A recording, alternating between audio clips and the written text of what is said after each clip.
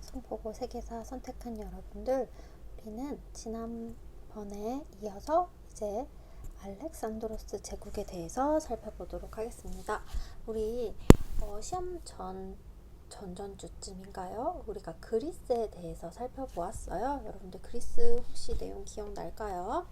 자, 우리가 흔히 알고 있는 그리스 문명이라는 것은 처음에 크레타 문명을 시작으로 이제 등장을 하게 됩니다.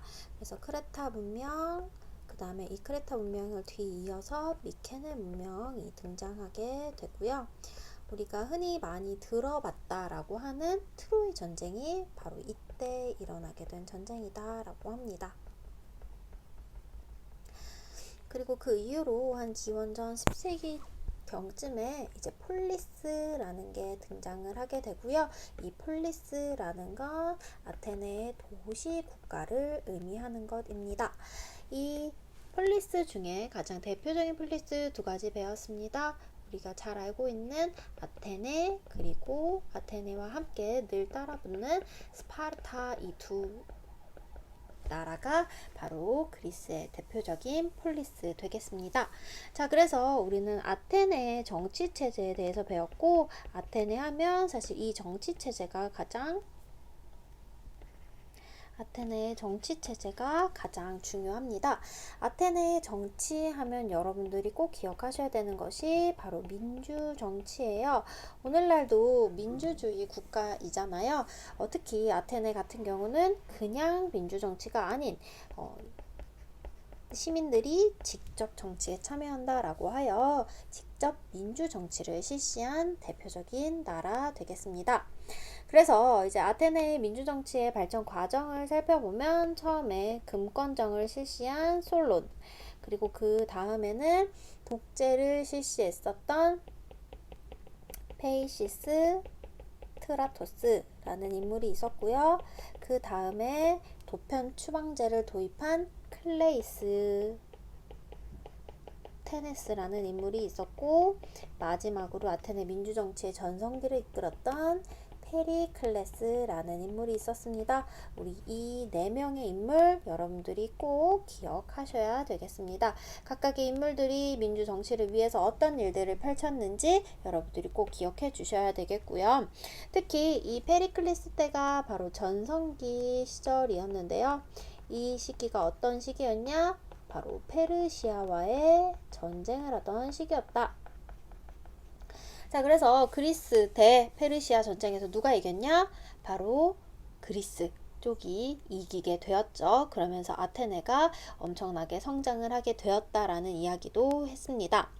자, 반대로 스파르타 같은 경우는 굉장히 참주정이라고 해서 이제 왕이 다스리는 나라예요. 특히 스파르타 하면은 굉장히 군사 이런 것들이 많이 기억이 날 텐데, 스파르타는 굉장한 군사 훈련을 빡세게 하는 나라였다라는 점. 그러다가 시간이 지나면서 점점 스파르타와 아테네 사이가 나빠지게 되고, 이 스파르타와 아테네 사이에서 일어난 전쟁이 펠로폰네소스 전쟁 되겠습니다. 자, 그래서 여러분들 그리스의 정치 관련해서 이러한 키워드들 기억하고 이제 본격적으로 오늘 배울 알렉산드로스 제국에 대해서 같이 한번 살펴보도록 할게요. 자, 그럼 본격적으로 마케도니아와 알렉산드로스 제국에 대해서 한번 살펴보도록 하겠습니다. 마케도니아 알렉산드로스 제국의 이 인물 바로 알렉산더 대왕입니다. 여러분들 아마 알렉산더 대왕에 대해서 많이 들어봤을 거예요. 위대한 정복자라고도 불리고 침략자라고도 불리는 어마어마하게 많은 영토를 확장한, 그래서 우리가 이전에 배웠던 서아시아의 아케메네스 페르시아, 그리고 인도의 지역도 바로 이 마케도니아의 영향을 받았다라고 하는데, 그렇다면 이 인물이 얼마나 많은 영토를 확장했는지 우리 같이 한번 살펴보도록 할게요. 자, 오늘 내용은 크게 이 알렉산더 대왕이 어떻게 영토를 얼마나 확장시켰는지와 그리고 그로 인해서 이 지역의 동일한 문화권이 형성되는데 그 문화를 헬레니즘 문화라고 합니다. 어떤 문화의 특징을 가지고 있는지 같이 한번 보도록 할게요. 자, 우선 마케도니아는 바로 이곳입니다.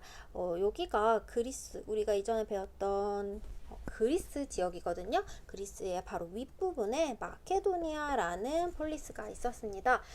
아테네나 뭐 스파르타에 비해서는 굉장히 늦게 성장한 편이지만 그럼에도 그때 당시에 알렉산더 대왕과 그의 아버지였던 필리포스 2세 때 엄청나게 영토를 확장하기 시작을 해요.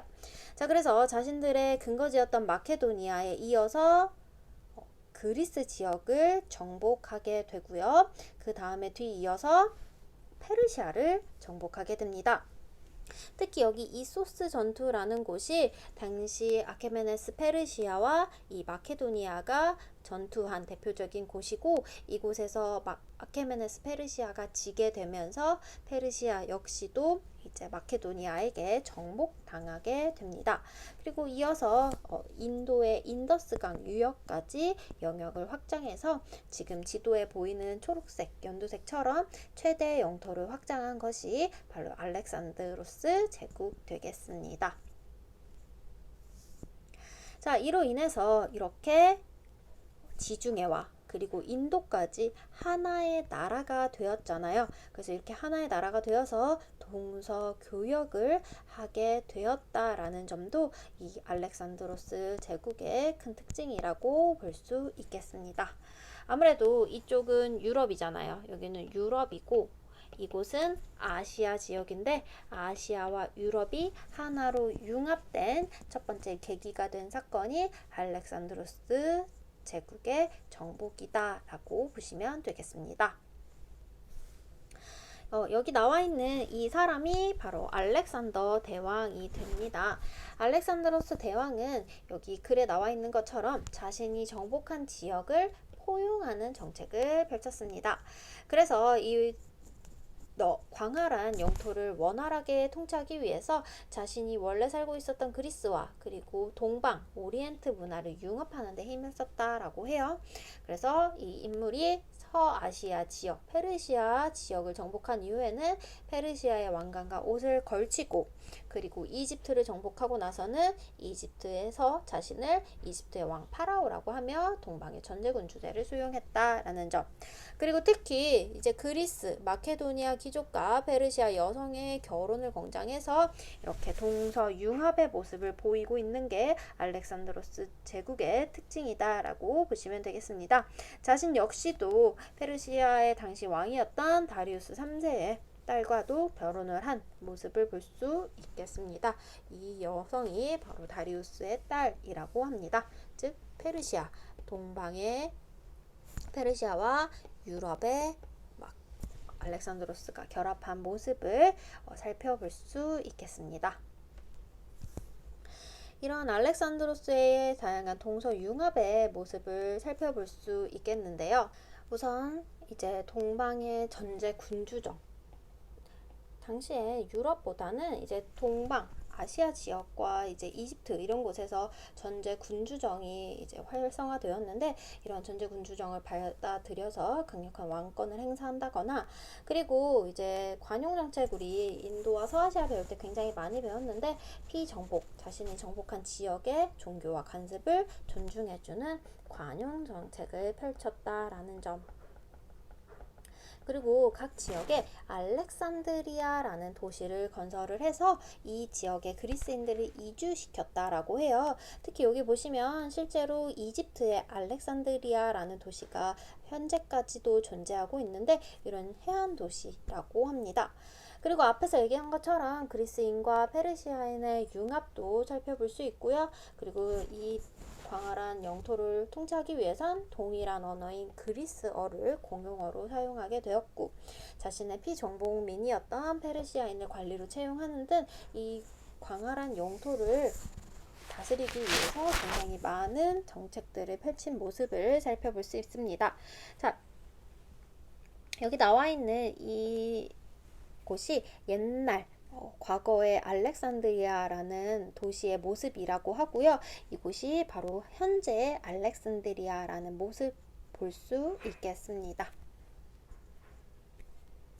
하지만 이러한 알렉산드로스 대제국은 엄청나게 강력한 힘을 갖고 있었던 황제 알렉산더가 죽고 나서는 분열을 하게 됩니다. 그래서 마케도니아 원래 근거지 하나, 그리고 서아시아 지역 하나, 그리고 이집트 지역 하나, 이렇게 세 가지 영토로 분열이 되고요. 이렇게 분열되었던 이 알렉산드로스 제국의 후예들은 결국에 이후 로마 제국에 의해 모두 다 통합이 되어 버리게 됩니다.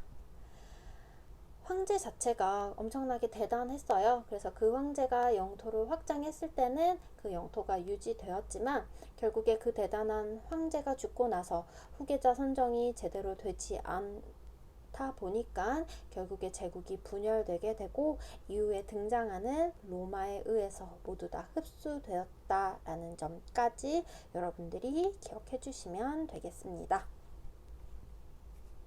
자, 그러면 헬레니즘이라는 단어가 여러분들이 오늘 좀 기억해야 될 단어인데, 우리가 여러분들 쿠샨 왕조, 인도의 쿠샨 왕조를 배울 때 제가 간다라 양식이라는 거를 이야기한 적 있어요.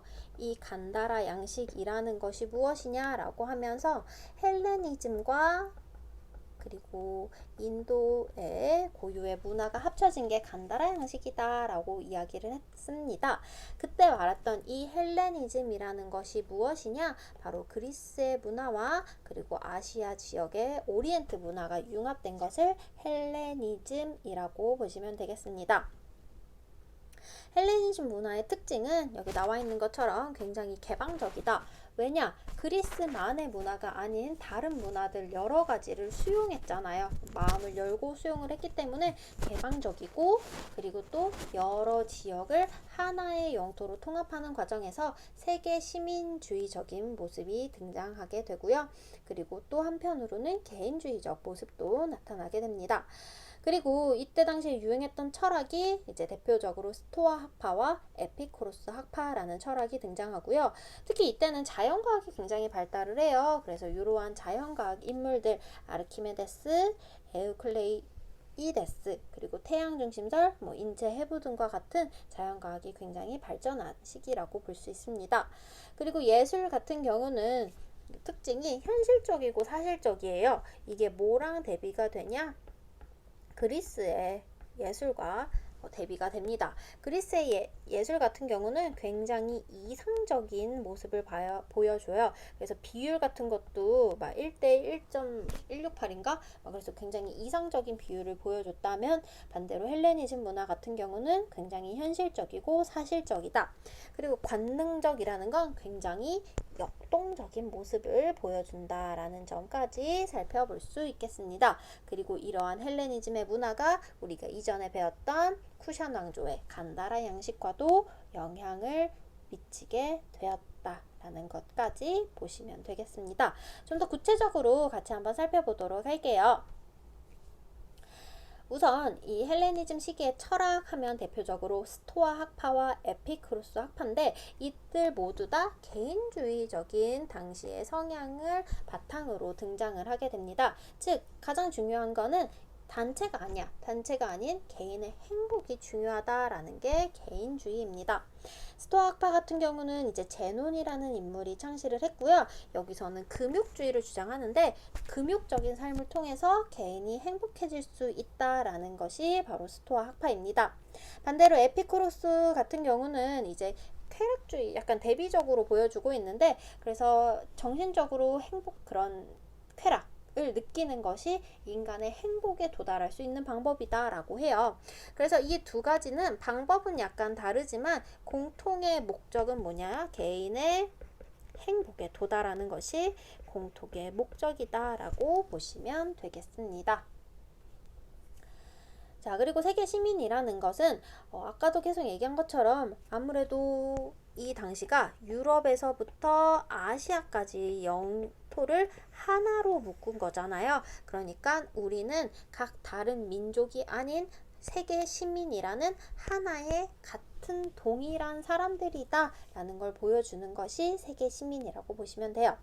이때 당시 스토아학파의 창시자 제논이 이렇게 얘기를 해요. 모든 인간들은 이 세계의 시민이다. 모든 사람들에게 세계는 하나이다 라고 하면서 똑같은 목동 밑에서 풀을 뜯고 똑같은 성가신 일들을 겪는 양떼처럼 똑같은 삶을 누리는 우리는 하나의 세계 시민이다 라고 얘기를 합니다. 이렇게 우리도 지금 세계 시민, 글로벌한 사람들이잖아요.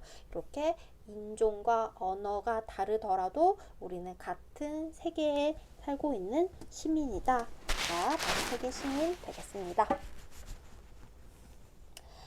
여기 약간 글이 조금 지워졌는데 다시 한번 보면 알렉산드로스의 정복 활동으로 종래의 폴리스가 지닌 실질적인 의미가 사라져 도시국가와 비도시국가, 그리스인과 이방인의 구분이 사라졌다. 헬레니즘 사람들은 세계를 하나로 보고 인간을 여기에 속한 세계 시민으로 생각하였다. 이러한 사상은 스토아 학파에 잘 드러났다. 그들은 인간은 이성을 가진 신의 자녀로 모두 평등하다라고 이야기를 합니다.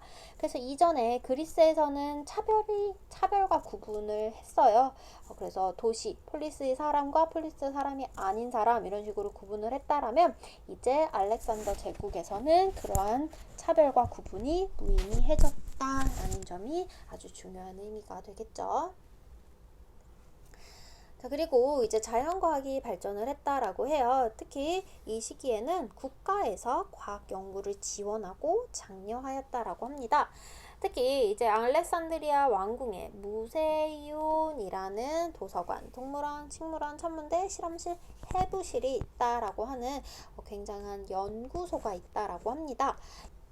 이 무세이온이라는 단어가 오늘날 어떤 단어의 기원이 되냐면 뮤지엄, 즉 박물관의 기원이 됩니다.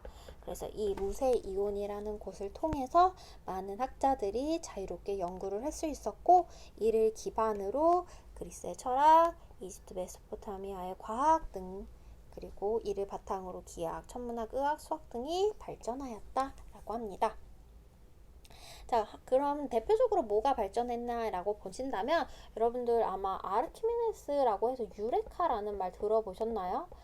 이 인물이 이제 과학을 연구를 하다가 당시 욕조에 들어가서 이제 막 고민을 하고 있었대요. 고민을 하고 있었는데 이 사람이 욕조에서 고민을 하다가 깨달아서 유레카 하면서 이제 뛰쳐나갔다라고 하잖아요. 그래서 이 사람이 이때 당시에 깨달은 게 뭐냐면 저도 과학은 잘 모르지만 여러분들 이제 물리 배운 친구들은 아마 아시겠죠? 우리가 물에 들어가면은 우리가 들어간 우리의 무게만큼 물의 부피가 증가한다 라고 하는 게 부력이라고 해요. 그래서 이 사람이 이제 유레카를 외치면서 부력의 원리를 깨닫게 되었고요. 그리고 유클리드라는 인물이 기하학, 여러분들 이제 3학년 때 배우는 그 기하학을 이때 이제 발전시키게 되었습니다. 그리고 이때 당시까지만 해도 천문학이 이제 발전을 하기 시작을 했는데 그러면서 태양이 이 우주의 중심이다 라고 하는 태양 중심설 이러한 것들이 이때 당시부터 속속들이 등장하게 되었다라고 하고요. 그리고 이제 인체 해부 등과 같은 모습들도 이때부터 등장하게 되었다라고 합니다. 그리고 마지막으로 알렉산드로스 제국의 예술 보시면 되겠습니다. 이전에 봤던 이제 그리스 같은 경우는 제가 굉장히 이상적이다라고 했었죠. 그리스 같은 경우는 이상적이라고 한다면 반대로 이 알렉산드로스 시기의 예술은 굉장히 육체적인 그런 모습을 사실적으로 들여보내줘요. 그래서 이런 것들 보면은 굉장히 이러한 사람들의 이러한 다리 근육이나 아니면 이러한 역동적으로 뱀에게 묶여있는 이런 모습들을 굉장히 역동성을 보여주는 그런 것이 특징이다라고 보시면 되겠습니다. 그래서 이러한 니케상 같은 경우도 지금은 그림이 조금 깨져서 잘 안 보이지만 굉장히 사실적인 묘사를 하게 되었다라는 것. 그래서 그리스와 비교되는 그러한 모습, 특징 여러분들이 알아두시면 되고요. 이러한 예술적인 특징이 이후 인도에 전파되어 간다라 양식에 영향을 주게 되었다라고 합니다. 간다라 양식이 어떻게 영향을 주었냐? 당시 인도에서는 불상이라는 걸 만들지 않았었는데 이 헬레니즘의 영향을 받아서 그때부터 부처의 모습을 만드는 그러한 불상들을 만들게 되었다라는 게 바로 이 헬레니즘의 영향을 받은 거다라고 보시면 되겠습니다. 자, 여기까지가 알렉산드로스 제국에 관한 내용이에요. 사실 알렉산드로스 제국은 그 자체는 굉장히 짧은 기간 동안 지속이 됩니다.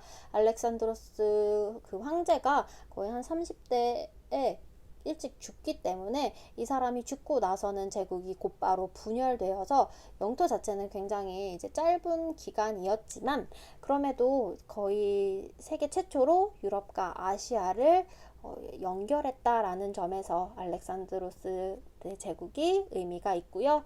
이후에 이 대제국은 로마에 흡수가 됩니다. 그래서 이제부터는 본격적으로 로마에 대해서 살펴볼 것이고 아마 여러분들 로마 하면 굉장히 많은 이미지들이 떠올릴 텐데 과연 로마에서는 어떤 내용들을 배울 것인지 우리 같이 살펴보도록 하겠습니다. 자, 오늘 수고하셨습니다. 안녕.